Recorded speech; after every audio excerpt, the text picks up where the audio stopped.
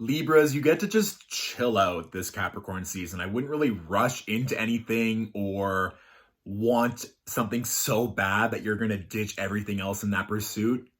Just bring it back to you, okay? Welcome to your Capricorn season Horoscope.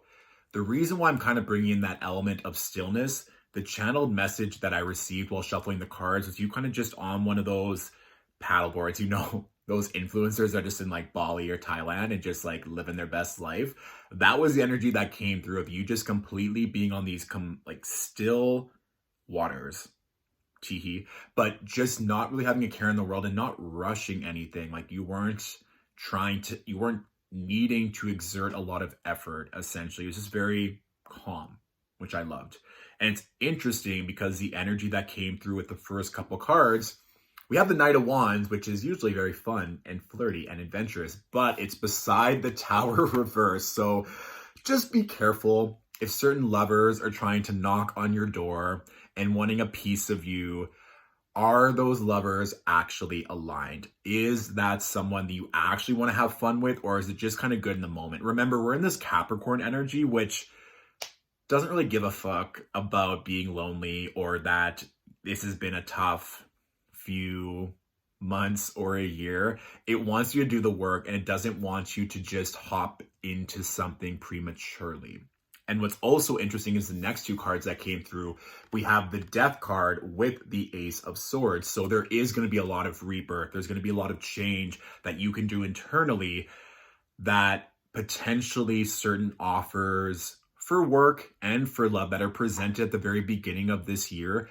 Ask yourself if that's something that you want to entertain or if those are just old offers from a frequency that you were resonating with before. Because I also think that as you do more and more of this internal work, if you can have that time just to decompress with everything that's going on, you'll be in a lot better place to attract better opportunities. Because right now, I think the opportunities that come in may seem alluring on paper, but it's not going to be your best bet. And of course, not for all of you. If it is a great offer, jump on it in more ways than one. But really ask yourself, this is something that is going to be aligned with your highest good, or if it's just fun in the moment, Libra, because there is going to be opportunity for a huge overhaul and just for new things that are going to come to the light. Also, keep your eyes out for a Scorpio that may be spilling some tea or holding up that mirror for you to really assess, what are you doing? Like, is this something that you should be doing or someone that you should be doing or not? So a Scorpio being in your corner this season would be a great addition or just a great confidant, especially if you do have a Scorpio that you like and they're willing to give you their time. I would listen to them because Scorpios don't have time for faulty and flaky relationships. So overall, though, that Death card does just mean a complete rebirth of all the energies that you're feeling. So take that time, Libra, to be on your own and to see what is it that you're wanting. I love the Ace of Swords with new mindsets, new ideas, breakthroughs, miracles. But there is going to be a little bit of work involved, especially with that Tower reversed. Old structures internally that are no longer aligned, gotta go. Okay, so let's see what else is coming through right now for Libras. What else do Libras need to know?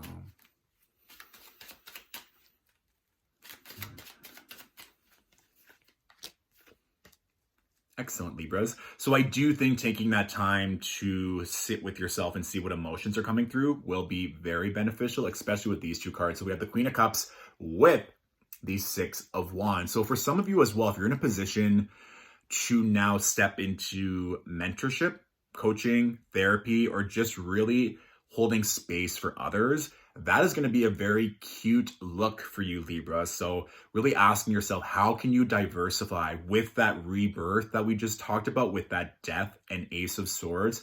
How else can you show up, not only for yourself, but for others around you? We all know that Libras can be very charming. It has that Venetian energy. It wants to have very stable and loving relationships. So not only how you can show up for yourself, but for others. This is also a very good reminder, Libras, to make sure that your cup is all the way full and overflowing before you give to others, because it does seem like success is going to be on the horizon. That would also make sense why there's certain people or offers that are coming to you, because you're right on the precipice of something huge, something big that all eyes are going to be on you. And like, let's be honest, a lot of eyes are on Libras at any given time. So when you're really stepping into it and you want to celebrate, just be aware of what energy you're attracting. And I do think taking that time, Libras, whether it's at the end of 2020, beginning of 2021, to really assess what and who you want in your corner is going to help, so that when this victory and when this emotional growth comes through,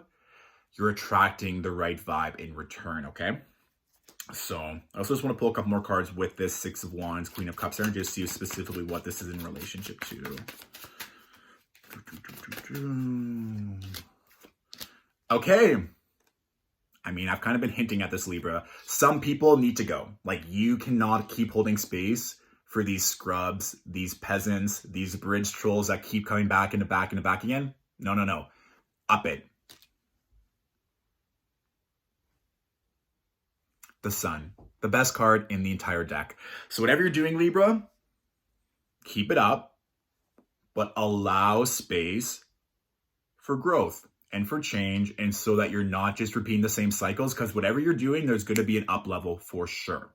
For sure, whether it's in your health, your relationships, your work, money, sexy time, whatever that could be. But first, you definitely have to do some of that internal work to let go of it. And that just, honestly, it's like, if you can do that, let go of energy that's not serving you, there's going to be success. It literally, like, the cards can't seem to be telling me that in more ways than one. So I'm just going to pull one more card. I've been doing this for every sign, how you can bring in more prosperity and coins, given that we're in Capricorn season, okay? So one card for Libra relating to prosperity, please. Okay, let go, Libras. Let go of things you're like, it's not going to work out. This is happening. That's happening. Let it go. You already got the Sun. And also, too, like the Five of Cups and the Five of Pentacles, maybe there's other people that are in your corner, that are in your ear, that are not trusting you, that are not praising you, that are not loving you as they should. Let them go. Let go of the haters. Let go of the fear mongers. It's not for you. Once you let go of that energy, you just get to sit back and watch it all come to you, okay?